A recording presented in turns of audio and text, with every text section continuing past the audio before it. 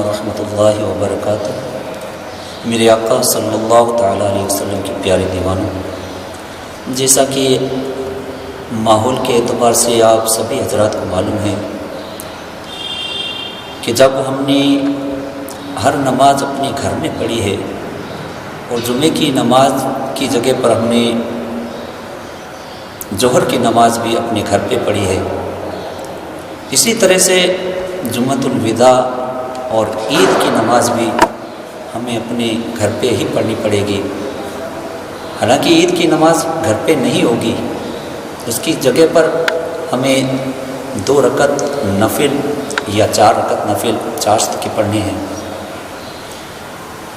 عید کی نماز مسجد کے اندر ہوگی، جمعۃ الوداع کی نماز بھی ہوگی، اس میں 4-5 آدمی جیسے ہمیشہ ہو رہے ہیں اسی انداز سے ہوں گے، مگر جب عید کی نماز مسجد کے اندر ہو جائے اس کے بعد بھی آپ حضرات کو گھر پہ چاہے تو آپ 4 رکعت چاشت کے پڑھ سکتے ہیں یا 2 رکعت بھی آپ پڑھ سکتے ہیں، کیونکہ ابن ماجہ شریف کی حدیث پاک میں آیا ہے کہ سرکار مدینہ صلی اللہ تعالیٰ علیہ وسلم عید کے دن گھر پر آ کر کے 2 رکعت نماز نفل ادا کیا کرتے تھے۔ ابن ماجہ شریف کی حدیث میں حضرت ابو سعید خدری رضی اللہ تعالیٰ عنہ اس حدیث کے راوی ہے، وہ فرماتے ہیں کہ عید کے دن عیدگاہ کے اندر میرے آقا صلی اللہ تعالیٰ علیہ وسلم عید کی نماز سے پہلے کوئی نماز نہیں پڑھتے تھے۔ جب عید کی نماز پڑھ لیتے اس کے بعد میں گھر پہ تشریف لاتے اور گھر تشریف لانے کے بعد 2 رکعت نماز نفل ادا کرتے تھے۔ اور آج ہمیں بھی وہ سعادت نصیب ہو رہی ہے کہ ہم میرے آقا صلی اللہ تعالیٰ علیہ وسلم کی اس پیاری سی سنت کو ادا کر لیں گے تو ہم عید کی نماز کا ثواب بھی ہمیں حاصل ہو جائے گا، کیونکہ آج ہماری حالت یہ ہے کہ ہم مسجدوں سے دور ہیں مگر ہمارے دل مسجدوں کے اندر لگے ہوئے ہیں۔ عبادت ہم مسجد میں کرنا چاہتے ہیں مگر حالات کے پیش نظر ہم مسجد میں آ نہیں پا رہے ہیں، تو اس کا بھی ہمیں اجر و ثواب ملے گا، کیونکہ جو ہمارے دل کے اندر نیت ہے، عمل کا دار و مدار جو ہے نیت پر ہے، کیونکہ حدیث پاک میں آیا ہے کہ انما الاعمال بالنیات، عمل کا دار و مدار نیتوں پر ہے۔ تو ہماری نیت تو یہ ہے کہ ہم جمعۃ الوداع کی نماز مسجد میں آ کر پڑھیں، ہماری نیت تو یہ ہے کہ عید کی نماز ہم مسجد کے اندر یا عیدگاہ کے اندر جا کر پڑھیں، مگر حالات کے پیش نظر ہم یہ نہیں کر پا رہے ہیں، مجبوری کے تحت ہم یہ کام نہیں کر پا رہے ہیں۔ تو عذر کی بنا پر اگر ہم رک رہے ہیں، ہم اپنی مرضی سے نہیں رک رہے ہیں بلکہ اب عذر کی بنا پر رک رہے ہیں، تو اس کے متعلق بھی ایک حدیث پاک بخاری شریف کی آپ کے سامنے پیش کرتا ہوا چلوں۔ ایک مرتبہ میرے آقا صلی اللہ تعالیٰ علیہ وسلم ایک غزوہ سے واپس تشریف لا رہے تھے، یعنی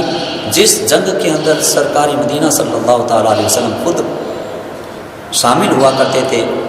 اس کو غزوہ کہتے ہیں۔ تو اس غزوے سے آپ مدینہ طیبہ واپس تشریف لا رہے تھے،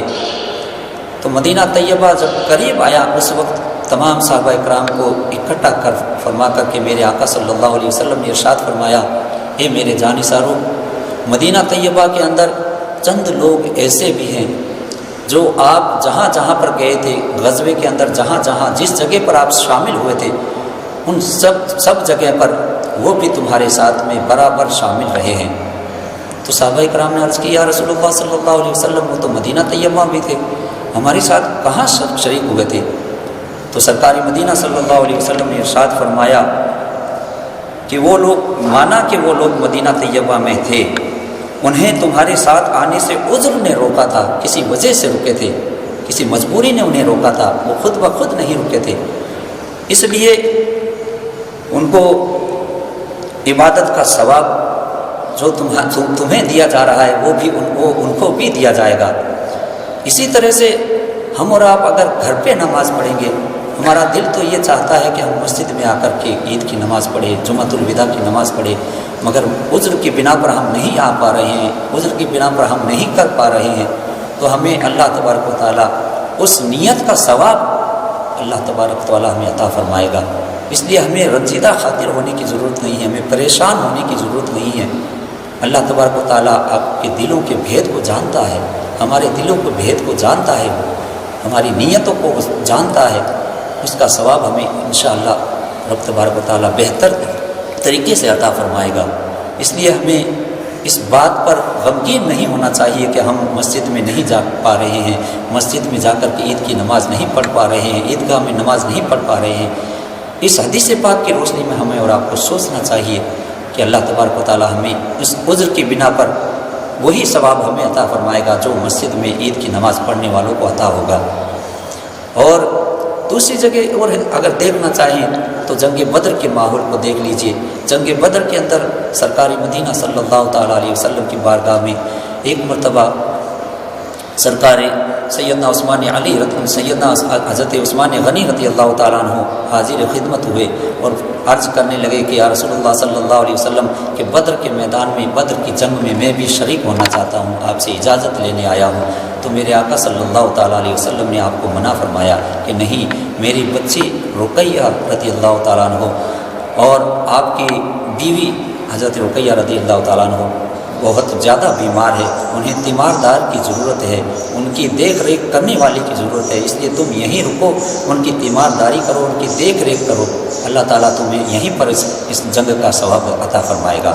چنانچہ سیدنا حضرت عثمان غنی رضی اللہ تعالیٰ عنہ سرکار مدینہ صلی اللہ علیہ وسلم کے فرمان کے مطابق مدینہ طیبہ میں ہی رک جاتے ہیں اور جنگ بدر کے لیے سرکار مدینہ صلی اللہ علیہ وسلم کی اگوائی کے اندر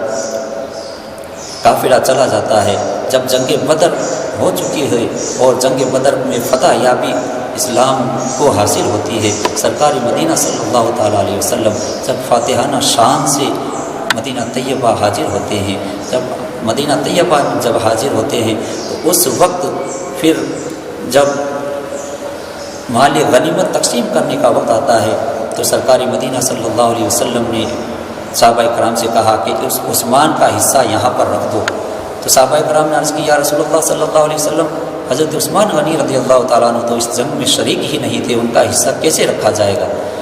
تو میرے آقا صلی اللہ علیہ وسلم نے ارشاد فرمایا، مانا کہ وہ جنگ کے اندر شریک نہیں تھے مگر وہ رکے تھے، اللہ کے رسول کے فرمان کے مطابق رکے تھے، ان کی نیت تو جنگ میں جانے کی تھی لیکن میرے فرمان کی وجہ سے وہ رک گئے تھے، اس لیے انہیں اس جنگ کا ثواب بھی ملے گا اور ان کو یہ انعام بھی دیا جائے گا کہ جو مال غنیمت ہے اس میں سے جو حصہ ہے ان کو بھی دیا جائے گا۔ اس حدیث پاک کی روشنی میں ہمیں اور آپ کو سوچنا چاہیے کہ ہم اگر مسجد میں نہیں جا پا رہے ہیں تو ہمیں غمگین ہونے کی ضرورت نہیں ہے۔ اللہ تبارک و تعالیٰ ہمیں اپنے گھروں میں بھی اس نماز کا ثواب عطا فرمائے گا۔ اس لیے جب مسجد کے اندر نماز عید کی نماز ہو جائے اس کے بعد میں آپ کو گھر پہ 2 رکعت یا 4 رکعت جو بھی آپ پڑھنا چاہیں وہ رکعت 4 یا 2 رکعت نماز نفل پڑھ کر کے اور جب سلام پھیر کر کے نماز سے فارغ ہو جائیں اس وقت تکبیر تشریق آپ کو 34 مرتبہ پڑھنی ہے، یعنی تکبیر تشریق جو ہم عیدگاہ کے اندر نماز کے بعد میں پڑھتے ہیں، اللہ اکبر لا الہ الا اللہ اللہ اکبر وللہ الحمد، یہ تکبیر تشریق کہلاتی ہے، اس کو 34 مرتبہ پڑھنی ہے۔ یہ تکبیر اگر آپ کو مکمل یاد نہیں ہے تو صرف آپ اللہ اکبر اللہ اکبر اللہ اکبر اللہ اکبر یہ 34 مرتبہ آپ پڑھ لیں تو اس کا بھی آپ کو اجر و ثواب دیا جائے گا، کیونکہ اللہ تبارک و تعالیٰ کی کبریائی بڑائی، اس کی بڑائی بیان کرنا مقصود ہے۔ اس اللہ اکبر سے بھی اللہ تبارک و تعالیٰ کی بڑائی ہو جائے گی۔ تو اگر پوری تکبیر پڑھ سکتے ہو تو پوری تکبیر 34 مرتبہ پڑھ لیں، اور پوری تکبیر یاد نہ ہو تو صرف اللہ اکبر 34 مرتبہ آپ تکرار کر لیں، اس کا بھی اجر و ثواب اللہ تبارک و تعالیٰ ہمیں عطا فرمائے گا۔